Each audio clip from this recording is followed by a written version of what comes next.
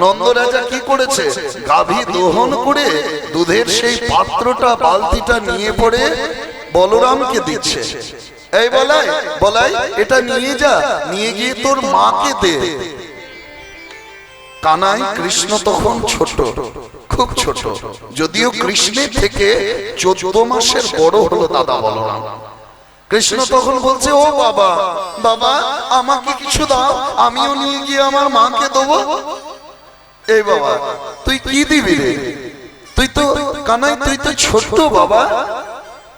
আমি যখন ছোট তখন আমাকে ছোট কাজ দাও, ছোট কিছু কাজ আমাকে দাও। ছোট কাজ? ও কি হয়েছে, সেই গোয়ালে গোবরে কাদাতে নন্দরাজার চটি জুতোগুলো চরণ পাদুকা ভারী হয়ে গেছে। সেই চরণ পাদুকা দুটি কৃষ্ণকে দিচ্ছে। এই কানাই, কানাই এই দুটো নিয়ে যা, নিয়ে গিয়ে তোর মাকে দে। আর বাবা কৃষ্ণচন্দ্র ভগবান হয়েও ভক্তের পিতার চরণ পাদুকাকে মাথায় করে বইছে। মুখ দিয়ে কাদা গোবর গলে গলে নামছে। মা যশোদা দেখে কি, তার গোপালের নলিন বদন থেকে কাদা গোবর গুলো গলে গলে নামছে। তাড়াতাড়ি কাছে ডেকে এনে সেই মুখকে মুছিয়ে দিচ্ছেন আঁচল দিয়ে। একই চরণ ধুলি ভক্ত মানছে, ভগবানও মানছেন। নিতাই গৌর হরি হরি বল। তা সেই নন্দ রানীকে একবার মা বলে ডাকবে না? সেই নন্দ রাজাকে একবার একবার বাবা বলে ডাকবে না? সখারা কি করে, শ্রীরাম সুদাম দাম বসুদাম গাছের থেকে ফল পেড়ে আগে নিজেরা খাচ্ছে, তারপর কৃষ্ণকে দিচ্ছে। এই কানাই, কানাই নে এই ফলটা একটু খেয়ে দেখ, চেখে দেখ, এটা এটা মিঠা আছে রে, মিষ্টি বটে, তিতা নয়, তেতো নয়, দেখ না একটু। ভগবান হয়ে সখাদের সেই এঁঠোটা খাচ্ছে কৃষ্ণ। যখন তিনি দ্বারকাধিপতি, যখন তিনি দ্বারকার সিংহাসনে আসেন, তারই এক ভক্ত বন্ধু মিতা সখা সুদামা দূর থেকে ডাক দিচ্ছে, কৃষ্ণ কৃষ্ণ। সুদামার সেই প্রাণ ফাটা আর্তনাদ শুনে কি করছে, ভগবান আমার রাজ সিংহাসন ছেড়ে দিয়ে উন্মাদের মতো পাগলের মতো ছুটতে ছুটতে চলে যাচ্ছে। পাগলের মতো ছুটে ছুটে যাচ্ছে। সেই রাস্তায় বনে কত কাঁকড়, কত পাথর, কত কাঁটা। ভগবান তার কোমলাতি সুকোমল চরণকে সেই কাঁকড়ে পাথরে কাঁটায় ফেলে গিয়ে সুদামাকে জড়িয়ে ধরছে। সুদামাকে নিয়ে এসে কোথায় বসাচ্ছে, যেখানে রুক্মিণী বসে বসে গোবিন্দের চরণ সেবা করে সেই বিছানায় সুদামাকে বসাচ্ছে। চরণ ধৌত করে দিচ্ছেন ভগবান। এই সুদামা, সুদামা আমার জন্য কি এনেছিস রে? শোন, আমার বাড়িতে যা আছে আজ তোকে খাওয়াবো, আর তুই যা এনেছিস তা আমি খাবো। ভগবানের বাড়ির সেই ক্ষীর সর ছানা ননি পুষ্পান্ন পরমান্ন মালপোয়া রাবড়ি সর ভাজা সন্দেশ সবকিছু তুলে দিচ্ছে সুদামার মুখে। আর সুদামা, সুদামা তো আসতে চাইছিল না, হ্যাঁ, তার বউ জোর করে পাঠিয়েছে, যাও না একটু, যাও না একটু, তোমার কৃষ্ণ তো এখন রাজা হয়েছে, দ্বারকার রাজা, একটু যাও না, কৃষ্ণকে কিছু নিয়ে এসো, আমরা যে খেতে পাই না, কত গরিব। তোমার বন্ধুকে বলবে। তা বন্ধুকে দেখা করতে যাবে, ভগবানকে দেখা করতে যাবে, কিছু ভেট তো নিয়ে যেতে হবে। কি নিয়ে যাবে? দু চার ঘর ভিক্ষা করে ওই কয়েক মুঠো চিড়ে, সেই চিড়ে গুলো আবার কৃষ্ণের নাম নিয়ে কামতে কামতে আস্তে আস্তে চোখের জলে ভিজে গেছে। তা সেইগুলো নিয়ে এসেছে। এদিকে কৃষ্ণ বলছে, এই সুদামা, সুদামা বল না আমার জন্য কি এনেছিস, বল না আমার জন্য কি এনেছিস। লুকাচ্ছে, দেখি দেখি দেখি, না না কৃষ্ণ না, আমি কিছু আনতে পারিনি রে। সেই দুমুঠো চিড়েকে লুকাচ্ছে সুদামা। এই সুদামা দে না, দে না।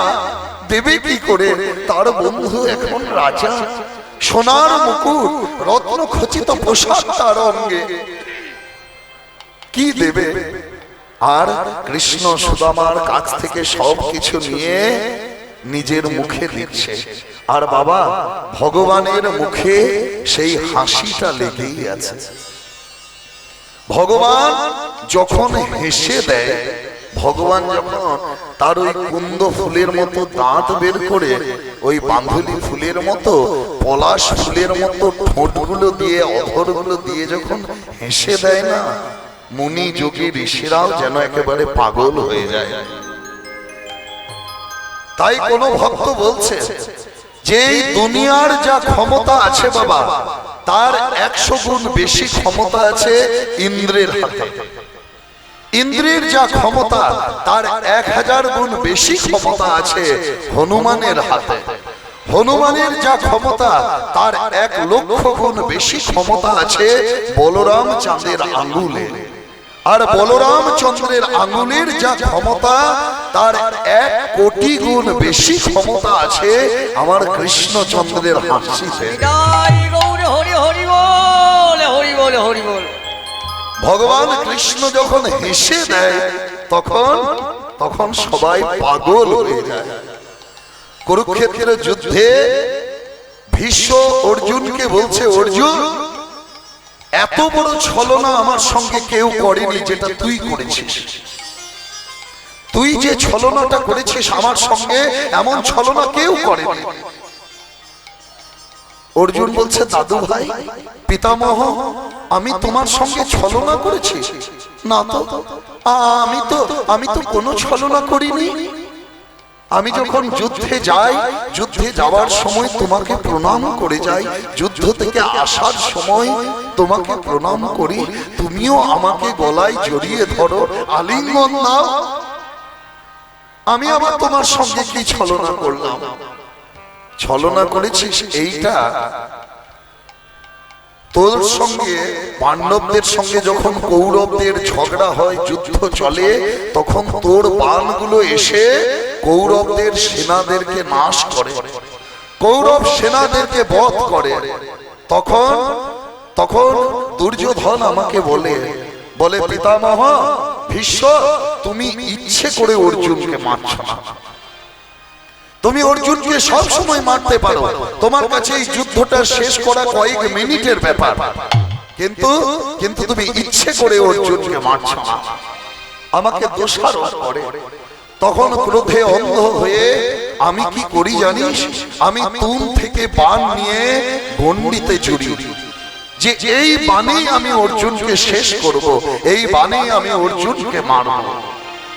কিন্তু কিন্তু যখন তোর দিকে বাণটা ধরি অর্জুন, তখন তোর ওই রথের সামনে বসে থাকা লোকটা, ওই কালো রঙের লোকটা রথের সামনে বসে থাকা, আমার দিকে চেয়ে এমন হাসি হেসে দেয়, ওই মুখ বাঁকা, ভঙ্গি বাঁকা, নয়ন টেরা, ওই লোকটা আমার দিকে তাকে এমন হাসি হেসে দেয় না অর্জুন, আমার মনে হয় না যে তোকে বাণ মারি, আমার তোকে বাণ মারতে ইচ্ছা হয় না, আমার মনে হয় তোকে জড়াইয়ে জড়াইয়ে ধরে।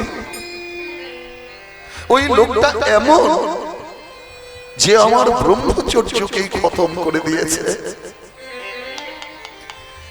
এই পৃথিবীতে যদি কেউ ব্রহ্মচর্য পালন করে, তা তাই দেবব্রত ভীষ্ম।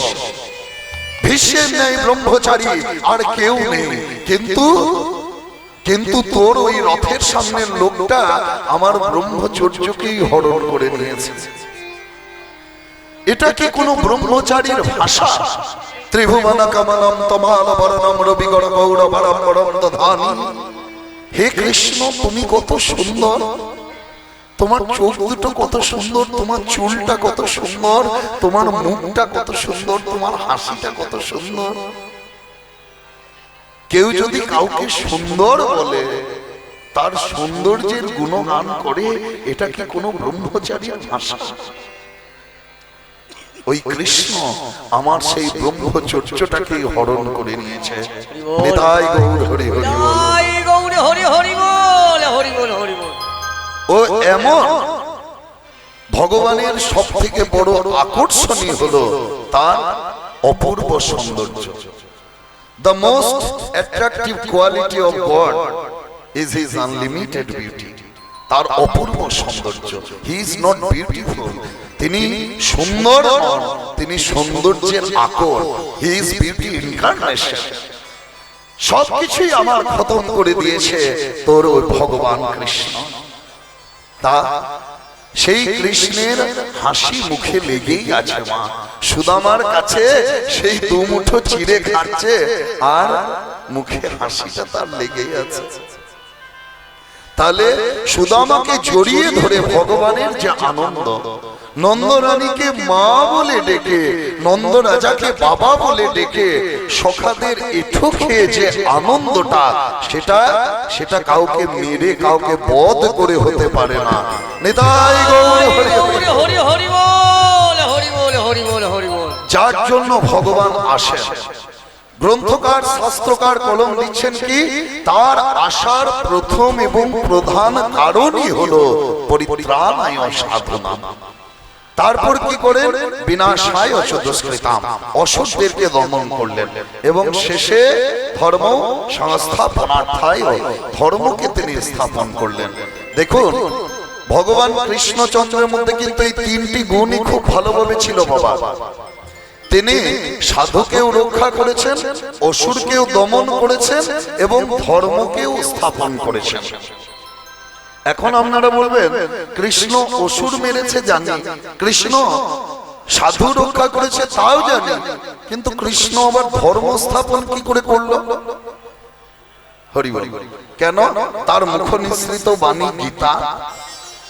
5,500 বছর আগে ভগবান যা উচ্চারণ করেছিলেন, এই কলির জীব তার স্মরণ মনন মন্থন চিন্তন করে উদ্ধার পাচ্ছে।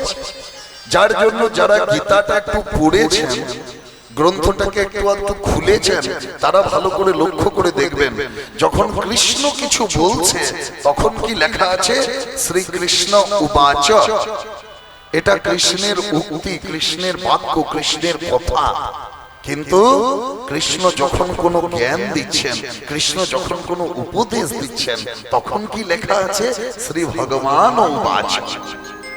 এটা ভগবানের কথা, ভক্তকে কৃপা করার লাগে, ভক্তকে উদ্ধার করার লাগে কথা। আর কলির ভগবান গৌর সুন্দর, তিনি আর অবতারের মতো হাতে চক্রও নেননি, হাতে তীর ধনুকও নেননি, হাতে গদাও নেননি। কলির ভগবান ধারণ করলেন সব থেকে বড় অস্ত্র, যেটা লোহারও নয় বাবা আর ইস্পাতের নয়, যে অস্ত্র দিয়ে মারলে রক্ত বেরোয় না। কি সেই অস্ত্রের নাম? প্রেম। কি সেই অস্ত্রের নাম? হরিনাম সংকীর্তন। চণ্ডালে অযাচিত ভাবে নাম প্রেমকে দান করলেন। কি বললেন? তোমরা সকলে মিলে আমার সঙ্গে বলো, পথ চলিতে আর বলিতে, পথ চলিতে আর বলিতে, পথ চলিতে আর বলিতে, তোমরা গাহো গাহো কৃষ্ণ নাম, কৃষ্ণ নাম মধুর নাম, পথ চলিতে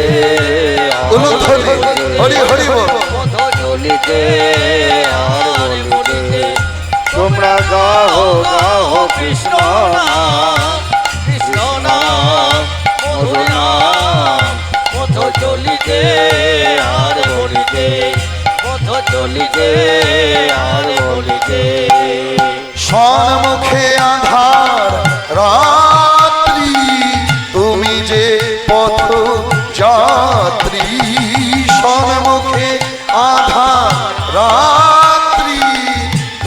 যে পথ যাত্রী পথ চলিতে তার নাম, কথা বলিতে তার নাম, কথা বলিতে তার নাম, কথা চলিতে তার নাম। কৃষ্ণ নাম মধুর নাম, পথ চলিতে হৃদয় গৌর হরি হরি বল, হরি হরি। পথ চলিতে আর বলিতে তোমরা গাও গাও কৃষ্ণ নাম, কৃষ্ণ নাম মধুর নাম, পথ চলিতে আর বলিতে, পথ চলিতে আর বলিতে। নিরবিশ্বাসে প্রতি নিঃশ্বাসে প্রতি হস্তিতে প্রতিতন্ত্রীতে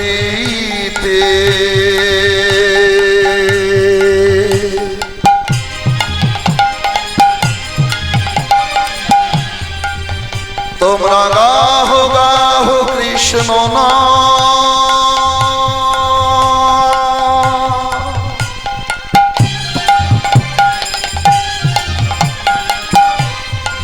কৃষ্ণ নাম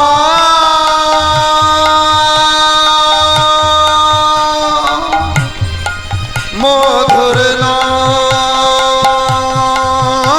কৃষ্ণ নাম মধুর নাম, কৃষ্ণ নাম তোমরা গাহো গাহো কৃষ্ণ নাম,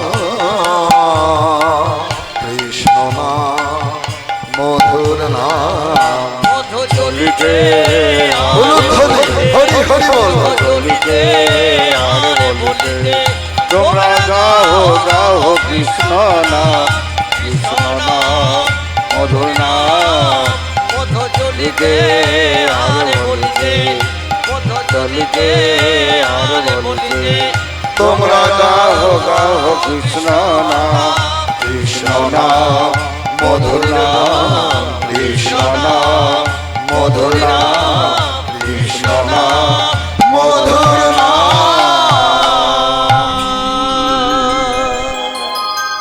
নাম প্রেমের বন্যায় গৌর সুন্দর জগৎকে মাতালেন। হরি হরি।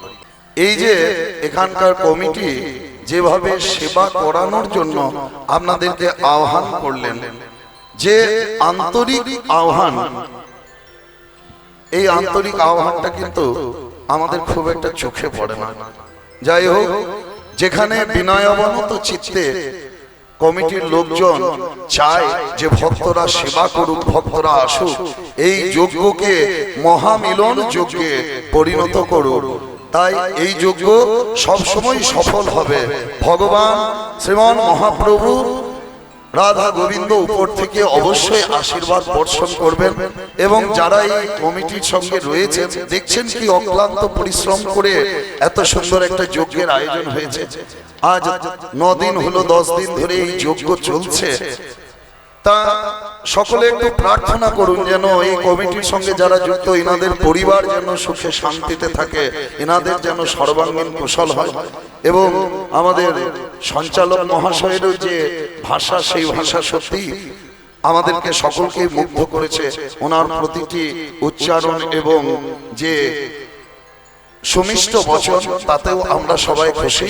সকলে একবার শ্রী গুরু প্রেমানন্দে নিতাই গৌর হরি হরি বল, হরি বল, হরি বল।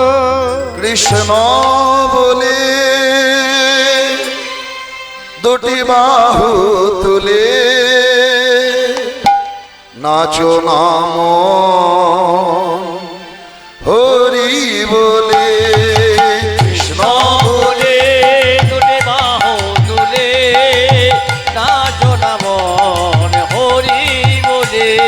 কৃষ্ণ বলে বাহু তুলে নাচো না মন হরি বলে।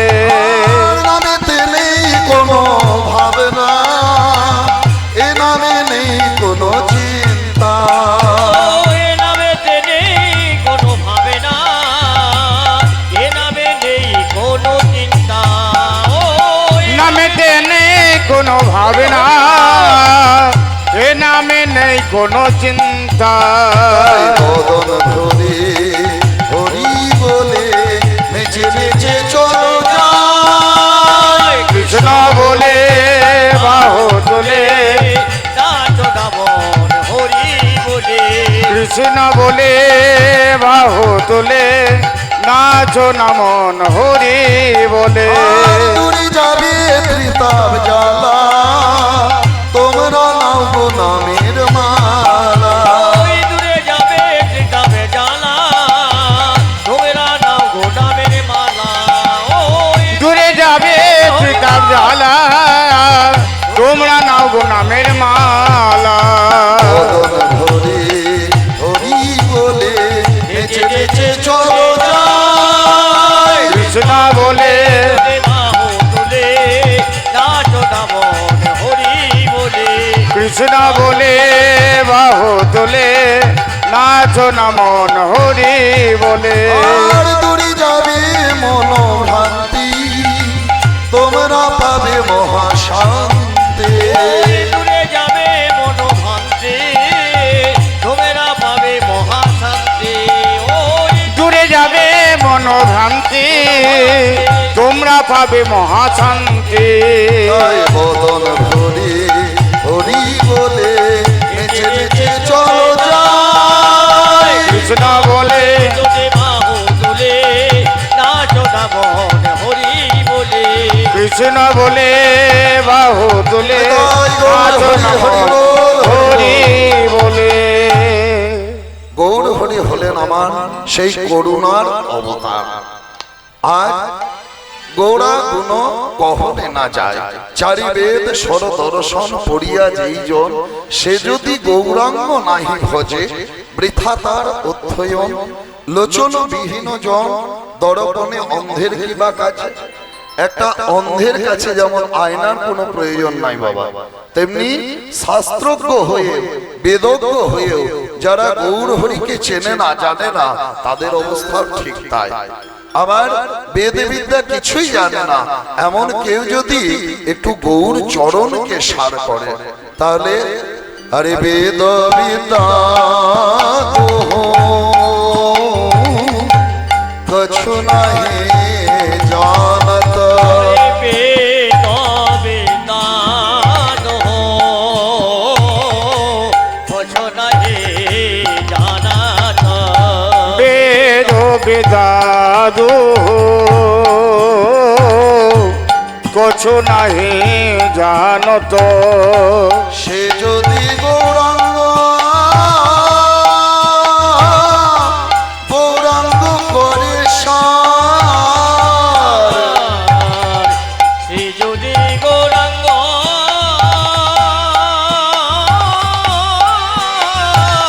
গৌরাঙ্গ করে আজ সে যদি গৌরাঙ্গ করে সার, সে যদি গৌরাঙ্গ করে সার। ওর নয়ন আনন্দিতে ধনে, সেই তো সব বলি জানে। নয়নানন্দিতে ভনে সেই দশা করে জানে। ঠাকুর নয়ন আনন্দেতে ভনে, সেই তো সকলে জানে। সর্বসিদ্ধি কর তলে তার,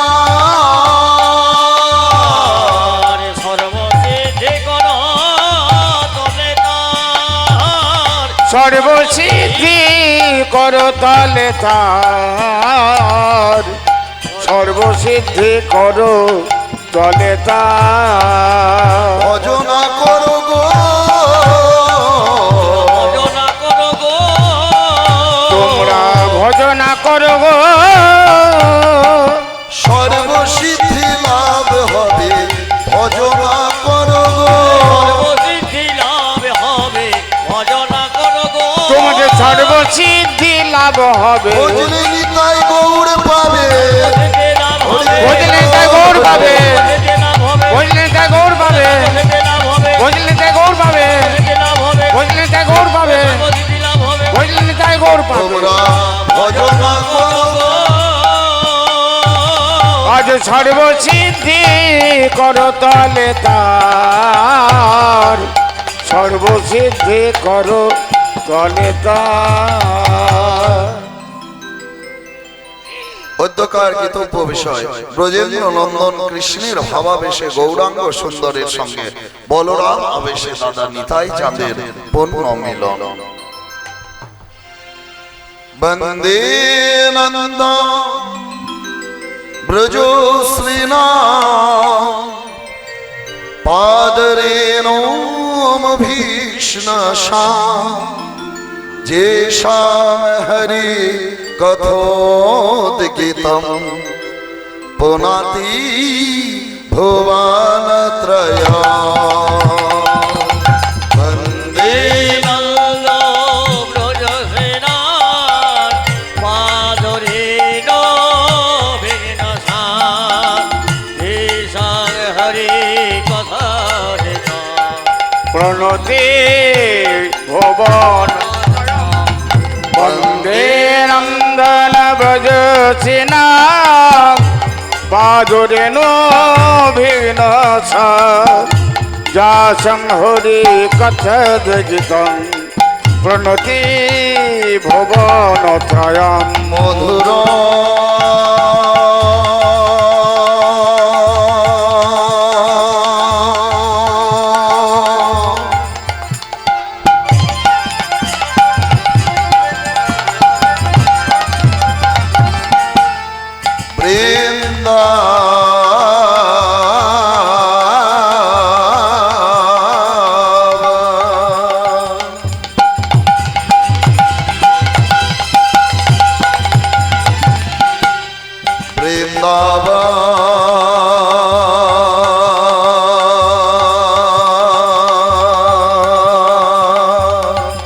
সুন্দর মধুবা বৃন্দাবন হরি হরি হরি সুন্দর মধুরাম বৃন্দাবন বৃন্দাবন সুন্দর মধুবন বৃন্দাবন বৃন্দাবন সুন্দর হ্যারো হরি নয়ন ভরি গোপী বল্ল রাধা মদন মোহন। হ্যারো হরি নয়ন ভরি গোপী বল্লভ রাধা মদন মোহন। হরে কৃষ্ণ কৃষ্ণ কৃষ্ণ হরে হরে হরে রাম রাম রাম হরে হরে। কৃষ্ণ হরে কৃষ্ণ কৃষ্ণ কৃষ্ণ হরে হরে হরে রাম রাম রাম হরে হরে। হরে কৃষ্ণ কৃষ্ণ কৃষ্ণ হরে হরে হরে রাম রাম রাম হরে হরে। হরে কৃষ্ণ কৃষ্ণ কৃষ্ণ হরে হরে হরে রাম রাম রাম হরে হরে। হ্যারো হরি নয়ন ভরি গোপী বল্লভ রাধা মদন মোহন। শ্রীমান মহাপ্রভু গৌর সুন্দর 1486 খ্রিস্টাব্দে শচীর গর্ভকে আলো করে জন্ম নিলেন। বাল্যলীলা করে বিদ্যাভ্যাস করে পদার্পণ করলেন যৌবনে। দেখতে দেখতে দিগ্বিজয়ী পণ্ডিত হয়ে উঠলেন নিমাই।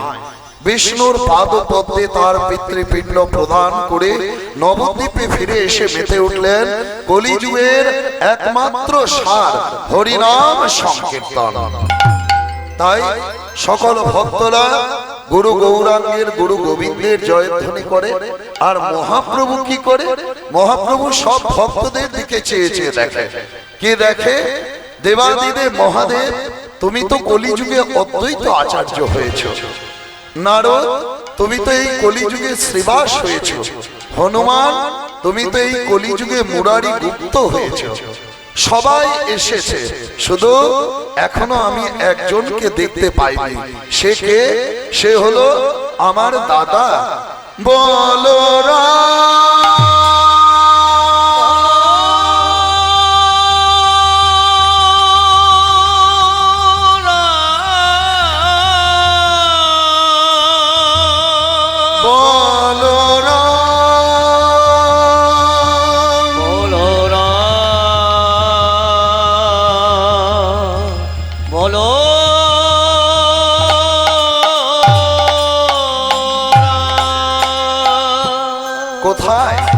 কোথায় তুমি দাদা? এই নদিয়ায় সবাই আমাকে বলে আমি নাকি ব্রজেন্দ্র নন্দন কৃষ্ণ। তাহলে আমি যদি ব্রজের কানাই হই, আমার দাদা বলরাম কোথায়? আমি যদি ব্রজের কানাই, কোথায় আমার দাদা বলাই? আমি যদি ব্রজের কানাই, কোথায় আমার দাদা বলাই? ওই আমি যদি ব্রজের কানাই, কোথায় আমার দাদা বলাই? দেখা দিয়ে প্রাণ রাখো মন, দেখা দিয়ে প্রাণ রাখো মন, দেখা দিয়ে প্রাণ রাখো মন, দেখা দিয়ে প্রাণ রাখো মন। ব্রজের কানাই, ব্রজের কানাই, সবাই বলে ব্রজের কানাই, সবাই বলে ব্রজের ওরে সবাই বলে ব্রজের কানাই, কোথায় আমার দাদা বলাই? সবাই বলে ব্রজের কানাই, কোথায় আমার দাদা বলাই? সবাই বলে ব্রজের কানাই। আমি যদি ব্রজের কানাই হই, তাহলে আমার দাদা বলরাম কোথায়? তাহলে বলরাম কোথায় এলেন? কোন জায়গাকে তিনি ধন্য করলেন? কলিযুগে এলেন আমাদেরই বীরভূম জেলার রাঢ় দেশের এক চক্র গ্রামে। অনেকে বীর চন্দ্রপুর গিয়েছেন, অনেকে এক চক্রা গর্ভাবাস দর্শন করেছেন। সেই বীরভূম জেলার এক চক্র গ্রামে এলেন কে? কলিযুগের বলরাম। তা কোথায় এলেন, কিভাবে এলেন? আজ সোনা এক চক্র গ্রাম, হারায় পণ্ডিতের ঘর।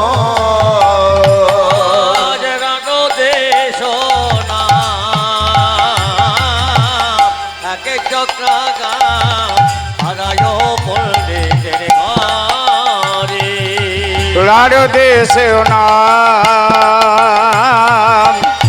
এক চক্র গ্রাম, হারায় পণ্ডিতের ঘরে।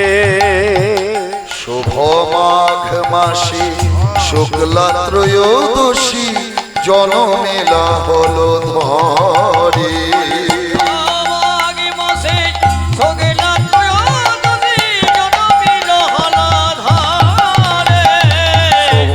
মাঘ মাস শুক্ল ত্রয়োদশী, জনমেল হল ধরে।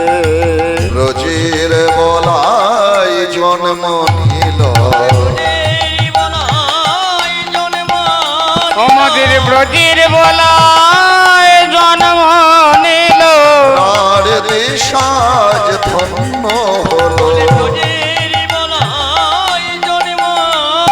আমাদের রাঢ় দেশে গ্রাম ধন্য হলো।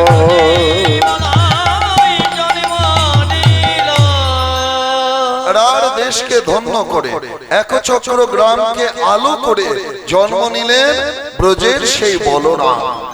আর এই সংবাদ কে জেনেছিলেন? সম্মানীয় সবার গায়ক প্রথম মহোদয়, আপনি একবার হাত তুলে আমাদের অনুমতি দিন। আমাদের ঠাকুর মশাই এসেছিলেন আপনাদের অনুমতি নিয়ে আমাদের উনুনগুলোতে অগ্নি সংযোগের জন্য। আপনি আপনার মতো করে ওদেরকে বলে দিন, হাত তুলে দিন, তাহলে নিতাই ঠিক আছে। গৌর হরি বল, নিতাই গৌর হরি বল। আসুন।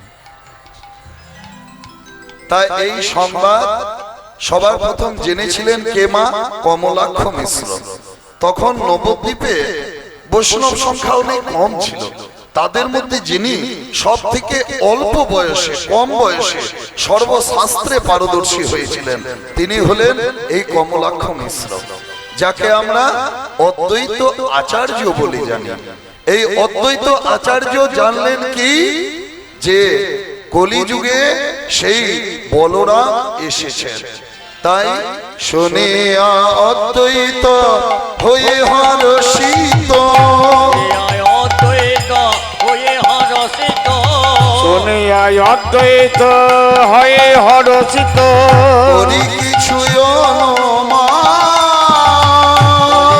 অদ্বৈত হয়ে হরষিত করে কে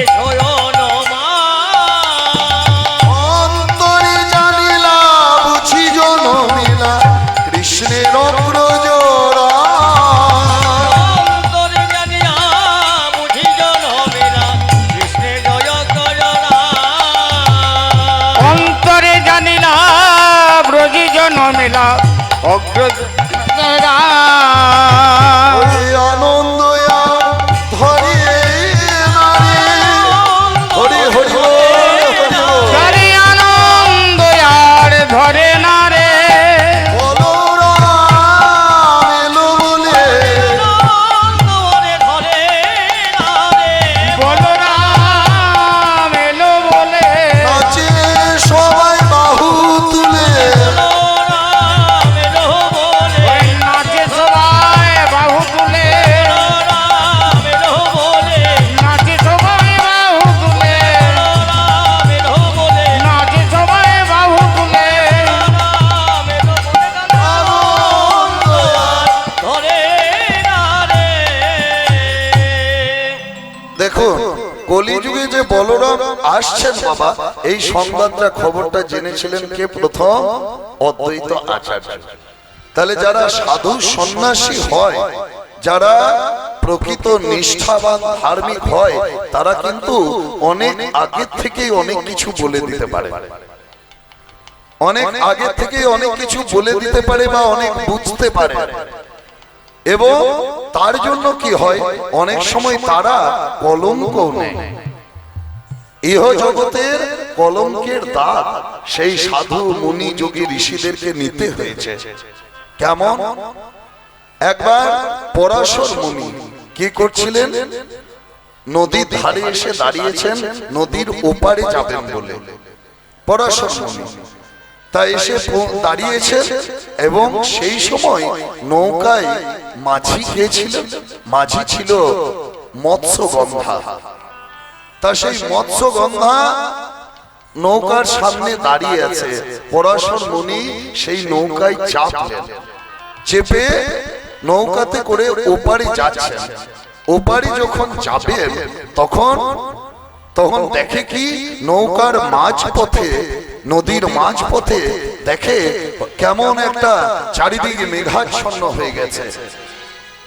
পরাশর মুনি বুঝতে পারলেন কি, এই যে সময়টা, এই যে ক্ষণটা, এই বিশেষ লগ্ন, বিশেষ তিথি, বিশেষ নক্ষত্র, বিশেষ ক্ষণ, এই ক্ষণে যদি কোনো জাতক জন্মায়, যদি কেউ জন্ম নেয়, সে জগতের কল্যাণ করবে, জগতের মঙ্গল করবে। তাহলে এই সময় কে জন্মাবে? আছে কে? কাকে আমি বলবো? এই সময় কাছাকাছি তো কেউ নেই, স্বামী স্ত্রীও নেই যে তাদেরকে মিলিত হওয়ার জন্য আমি বলবো। তার সামনে ছিল কে? মৎস্যগন্ধা। এই মৎস্যগন্ধা নৌকা পার করছিল, তখন পরাশর মুনি ঠিক করলেন যে মৎস্যগন্ধার সঙ্গে তিনি মিলিত হবেন। দেখুন, একজন মুনি ঋষি সে নৌকায় পেরিয়ে যাচ্ছে, কিন্তু বাসনা জাগলো কি, যে নৌকায় যে মাঝি, সেই মৎস্যগন্ধার সঙ্গে মিলিত হওয়ার। কেন? তার ইচ্ছা নয়, তার অন্তরে কামনার সঞ্চার হয়নি, কিন্তু জগতের কল্যাণের লাগি তিনি এমন করলেন। তা মৎস্যগন্ধারও আবার একটা বর ছিল। কি বর? যদি কোনো ব্রাহ্মণ, যদি কোনো মুনি ঋষি সঙ্গে মিলিত হন, তাহলে তার অঙ্গ থেকে মৎস্যগন্ধ দূরীভূত হবে। মৎস্যগন্ধা নামই আপনারা বুঝতে পারছেন যে সারা অঙ্গে মাছের গন্ধ। সেই মাছের গন্ধে থাকতে পারত না মৎস্যগন্ধা। তখন মুনির কাছে আশীর্বাদ পেয়েছিল কি, যে যদি কোনো মুনির সঙ্গে, কোনো ব্রাহ্মণের সঙ্গে মিলিত হয়, তাহলে তার অঙ্গের এই মৎস্যগন্ধ দূরীভূত হয়ে পদ্মগন্ধ প্রকাশ পাবে। তাই যখন পরাশর মুনি ঠিক করলেন যে মৎস্যগন্ধার সঙ্গে মিলিত হবেন, মৎস্যগন্ধার তখন মনে আনন্দই হলো যে মুনির সঙ্গে আমি মিলিত হব। এবার তাদের দুজনের মিলনে কি হলো, একজনের জন্ম হলো যার নাম হচ্ছে শ্রী শ্রী কৃষ্ণ দ্বৈপায়ন বেদব্যাস। ব্যাসদেবের জন্ম হলো কৃষ্ণ দ্বৈপায়ন বেদব্যাস। কৃষ্ণ মানে কালো, কেন? যখন জন্মেছিল তখন চারিদিক অন্ধকারাচ্ছন্ন হয়ে গিয়েছিল, এমনই ছিল, তার জন্য কৃষ্ণ দ্বৈপায়ন মানে দ্বীপে তার জন্ম, দ্বীপ থেকে আনয়ন, তাই দ্বৈপায়ন। বেদব্যাস বা ব্যাসদেব, বেদব্যাস কেন বলা হয়? বেদকে তিনি ব্যাস করেছিলেন, বেদকে তিনি খণ্ড খণ্ড করেছিলেন, তার জন্য তার নাম হলো কৃষ্ণ দ্বৈপায়ন ব্যাসদেব। তাহলে চিন্তা করুন, এই ব্যাসদেবের জন্ম হলো পরাশর মুনির ঔরসে। যে ব্যাসদেব এই অষ্টাদশ পুরাণের রচয়িতা, মহাভারতের রচয়িতা, গীতার ভাগবতের রচয়িতা।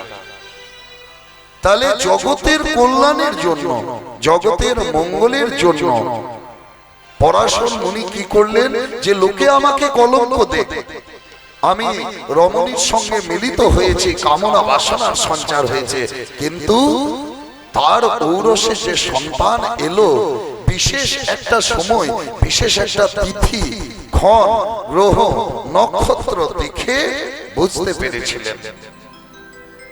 যার জন্য যারা পণ্ডিত হয় মা, যারা প্রকৃত সাধু হয়, তারা আগে থেকে অনেক কিছু বুঝে যেতে পারে। তা কলিকালে যে বলরাম এসেছেন ওই বীরভূমের বীরচন্দ্রপুরে, এই সংবাদটি বুঝলেন, জানলেন কে? অদ্বৈত আচার্য। তাই বৈষ্ণবের মন হইল পরশন, বৈষ্ণবের মন হইল পরশন, বৈষ্ণবের মন হইল পরশন, আনন্দ সায়রে ভাসে, বৈষ্ণবের মন হইল পরশন, আনন্দ সায়রে ভাসে। বৈষ্ণবের মন হইল পরশন, আনন্দ সায়রে ভাসে। এদিন পামর হইবে উদ্ধার, দিন পামর হইবে উদ্ধার, এদিন পামর হইবে উদ্ধার। কহে দুঃখী কৃষ্ণ দাসে, দিন পামর হইবে উদ্ধার, কৃষ্ণ দাসে। তাহলে এই হারাই পণ্ডিতের ঔরসে আর পদ্মাবতীর গর্ভে জন্ম নিলেন কে? ব্রজের বলরাম। শিশুকালে ছোটবেলায় তার নাম হলো কি? কুবের। কুবের সঙ্গী সাথীদের সঙ্গে রামলীলা খেলায় মত্ত থাকে। কাউকে সাজায় রাম, কাউকে সাজায় বিভীষণ, কাউকে সাজায় হনুমান, আর নিজে কি সাজে? রামের ভাই রামানুজ লক্ষণ। কেমন? ফুল ধনু লইয়া নাচিয়া নাচিয়া সীতারাম সীতারাম বলে, ফুল ধন লইয়া নাচিয়া নাচিয়া সীতারাম সীতারাম বলে। ফুলো ধন লইয়া নাচিয়া নাচিয়া সীতারাম সীতারাম বলে। কুবের বনের মধ্যে গিয়ে সীতারাম নামের খেলা খেলে। আর এই সীতারাম নাম শুনতে পেল কে? গভীর জঙ্গলে বনের মধ্যে এক সন্ন্যাসী, নাম তার শঙ্করারণ্যপুরী। গভীর বন থেকে ডাক দিল, বলরাম বলরাম। এই ডাক ভেসে এলো কুবেরের কানে। কুবেরের আর খেলা ভালো লাগছে না বাবা, বন্ধু বান্ধবদেরকে বিদায় দিয়ে একেবারে ছুটতে ছুটতে এসে আছাড় খেয়ে পড়েছে মায়ের কাছে। মা, মা কে আমি? মা কে আমি? কি আমার পরিচয়? কেন কেন গভীর বনের মধ্যে থেকে ওই ডাকটা বাড়ি বাড়ি আমাকে স্পর্শ করে, আমাকে ছুঁতে চাই? বলো রাম, বলো রাম, বলো রাম। মা পদ্মাবতী বলে, হ্যাঁ বাবা, তুই কে হবি? তুই তো অন্য কেউ নস, তুই তো আমার ছেলে। কি হয়েছে তোর? হ্যাঁ, তবে কি তোকে তোকে কি কোনো ভূতে পেয়েছে? বলে না মা, মা গো, আমাকে ভূতেও পাবে না, প্রেতেও পাবে না, দানবেও খাবে না, হিংস্র জন্তু জানোয়ার কেউ আমাকে ভক্ষণ করবে না। কেন জানো? কারণ আমি সীতারাম নামের জয় দিই, বনের মধ্যে গিয়ে সীতারাম নামের খেলা খেলি। আর মা, আমার ওই সীতারাম নামের জয়ধ্বনিতে কি হয় জানো? বনের ওই যে বিষধর সর্প, ওই হিংস্র জন্তু জানোয়ার, তারা কি করে জানো? আমার সঙ্গে ফনা দুলিয়ে নাচে, কোমর দুলিয়ে নাচে, হাত তুলে পা ছুড়ে তারা নাচে। তা বাবা, তোর ওই মনোমুগ্ধকর নাম তুই আমায় একবার শোনাবি? মা, তুমি শুনবে? শুনবে আমার সেই সীতারাম নাম? তাই সীতারাম সীতারাম সীতারাম সীতারাম।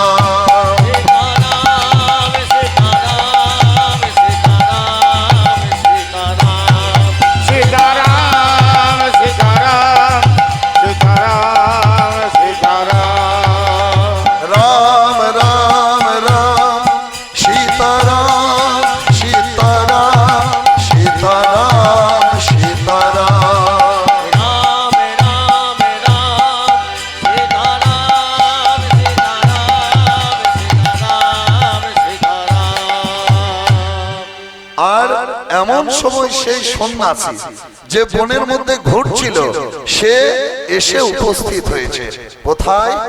কুবেরের বাড়ির দরজায়।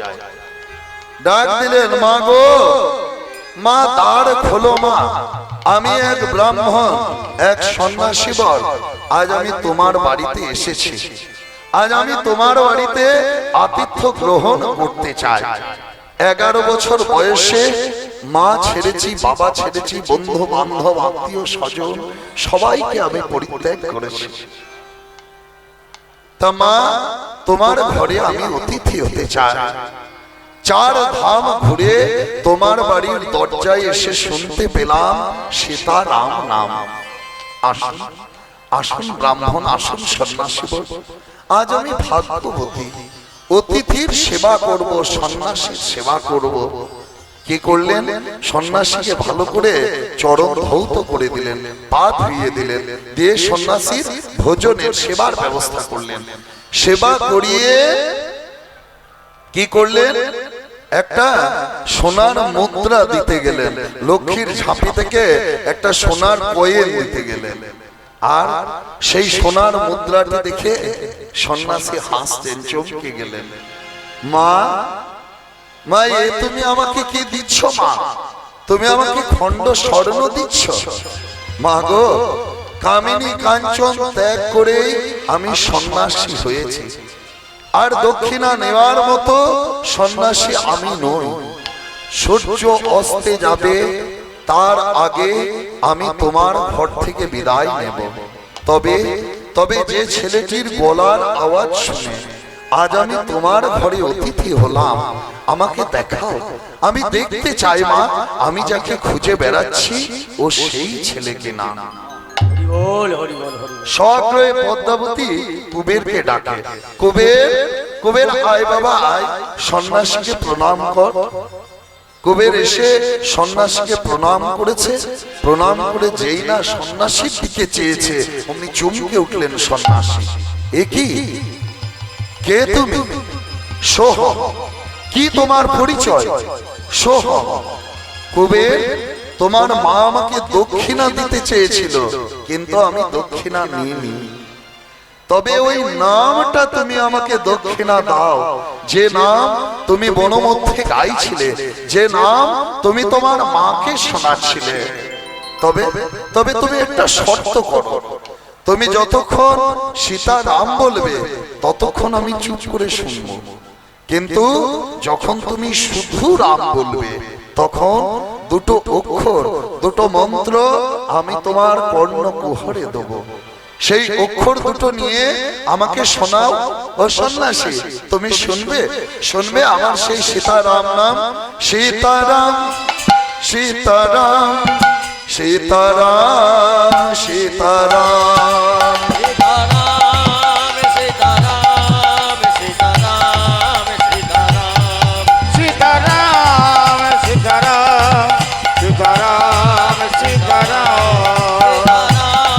সীতারাম সীতারাম সীতারাম রাম রাম রাম সীতারাম সীতারাম সীতারাম সীতারাম।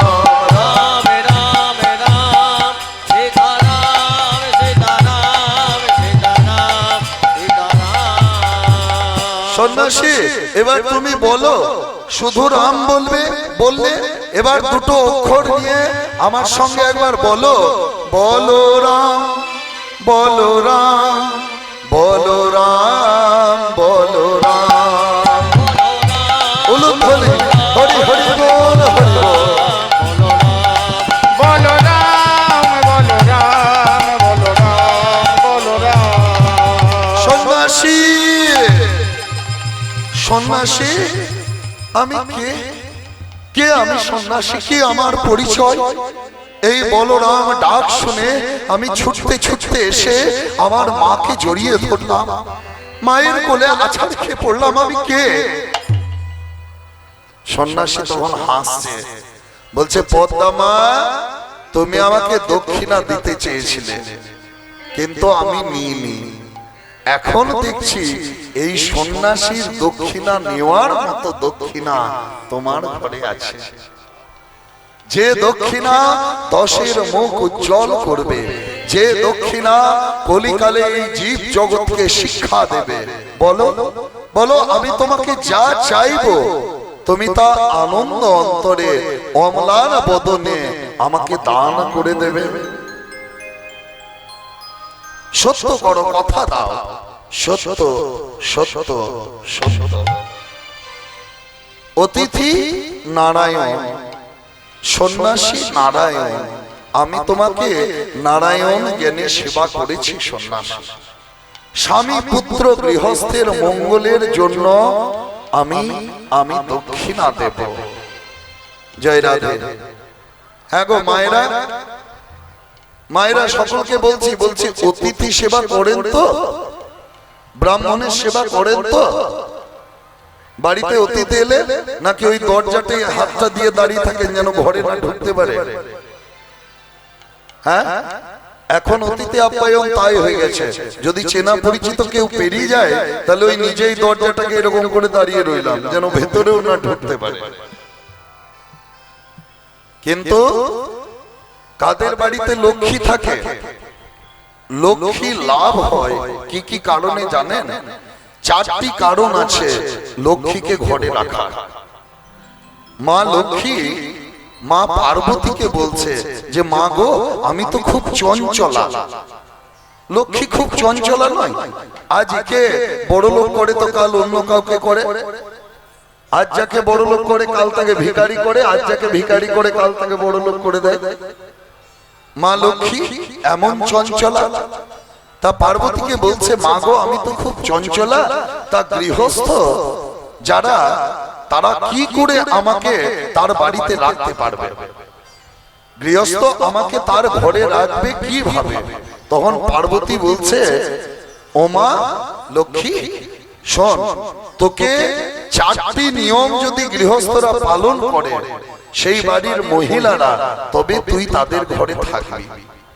কি কি নিয়ম? প্রথম নিয়ম হচ্ছে অতিথি সেবা। ঘরে যদি কোনো অতিথি আসে তাকে সেবা করতে হবে মা। সেটা নিজের পরিচিত হতে পারে, অপরিচিত হতে পারে, পরিচিত লোকও হতে পারে, আবার অপরিচিত হতে পারে, কিন্তু তাকে সেবা করতে হবে। আর এখন কি হচ্ছে, এখন যদি শাশুড়ি মায়ের পরিচিত কেউ আসছে বাড়িতে, তখন বৌমা দোতলার উপরে উঠে দিচ্ছে, যে শাশুড়ি মায়ের আত্মীয় এসেছে, যা করার শাশুড়ি মাই করুক। হ্যাঁ, বৌমা তখন দোতলার উপরে উঠে দিচ্ছে, দেই নিচে থেকে পাঁপড় ভাজা, চায়ের, কফির সেন্টটা পাচ্ছে, তখন আবার আস্তে আস্তে নিচে নেমে আসছে, এসে আবার কেমন নাটক, ও এসেছেন, হ্যাঁ আসুন আসুন আসুন আসুন। তা করলে চলবে না। হ্যাঁ, আবার বৌমায়ের যদি কোনো আত্মীয় আসে, তখন শাশুড়ি মাও খাটে শুয়ে দিল, হ্যাঁ পালঙ্কের উপর শুয়ে পড়লো, ওরে বাবা রে কি হাঁটুর যন্ত্রণা গো, হ্যাঁ কি বাতের ব্যথা গো, কত রকম রোগের বাহানা করে শাশুড়ি মাও তখন শুয়ে পড়লো, যে আমার বৌমার অতিথি এসেছে, যা করার বৌমাই করুক। কিন্তু তা করলে হবে না, অতিথি আপ্যায়ন করতে হবে, অতিথি সেবা করতে হবে, সেটা পরিচিত হতে পারে, অপরিচিত হতে পারে। তৃতীয় কারণ হচ্ছে তুলসী সেবা। যে বাড়িতে তুলসীর সেবা ভালোভাবে হয়, তুলসী গাছের পরিচর্যা হয়, সেই বাড়িতে লক্ষ্মী সদা সর্বদা বিরাজ করে। তুলসীর সেবা করতে হবে, প্রতিদিন অন্তত একটু করে তুলসী গাছে জল দেওয়া, ধূপ দীপ দেওয়া, এগুলি করতে হবে। এর মাঝে একটি লক্ষ্য রাখতে হবে, তুলসী গাছে জল দেওয়ার সময় সেই জলটি যেন বেশি গড়িয়ে না যায়, গড়িয়ে যেন অনেক দূরে না যায়, বা গড়িয়ে যেন নিজের পায়ে এসে না লাগে। অনেকে দেখেছে তুলসী গাছে জল দেয়, কিন্তু সেই জলটা গড়িয়ে আবার নিজের পায়েই চলে এলো, তা করলে হবে না। ঠিক যতখানি জায়গা আছে ততখানি পরিমাণ জায়গাতেই তুলসী জল দিতে হবে, তুলসী সেবা করতে হবে। যার বাড়িতে তুলসী গাছ মরে যায়, মারা যায়, সে একটু সাবধান হবে। তুলসী গাছ যদি কারো বাড়িতে মরে যায় বাবা, একটু সাবধান হবেন। কেন? নিশ্চয়ই বাইরের কোনো আক্রমণ বা বহির কোনো শত্রু সেই ঘরের দিকে নজর দিয়েছে, যার জন্য সেই পাপটাকে, সেই বিপদটাকে তুলসী গাছ আগে নিয়ে নিয়েছে, যার জন্য তুলসী গাছটি মারা গেছে। তাহলে লক্ষ্য রাখতে হবে যেন তুলসী গাছ সঠিক যত্নে থাকে। মারা গেলে সেই গৃহীকে একটু সজাগ হতে হবে, তুলসী সেবা। তৃতীয় হচ্ছে বাড়িতে কোনো পূর্ণ পাত্র রাখা। এখনকার দিনে আর পূর্ণ পাত্র কারো বাড়িতে প্রায় থাকে না। এই ওয়াটার ফিল্টার, পিউরিফায়ারের যুগে, ওই অরোর যুগে আর কারো বাড়িতে পূর্ণ কলসি থাকে না। আছে কি? এখন একেবারে ট্যাঙ্কিতে জল চলে আসছে, ট্যাপ খুলে দিলে আমরা জল পেয়ে যাচ্ছি। কিন্তু অরোকে এবার মারো, অরো চলবে না। বাড়িতে পূর্ণ পাত্র রাখতে হবে, সেটা জলের হোক, দুধের হোক, ধানের হোক। লক্ষ্মী ঘরে যদি ছোট ঘর থাকে, সেই ঘরটা পূর্ণ করে রাখতে হবে। রান্নাঘরে বা বাথরুমে যদি কোনো পাত্র থাকে, সেই পাত্র হয় পূর্ণ থাকবে, নয়তো খালি থাকলে সেটা উপর করে রাখা থাকবে।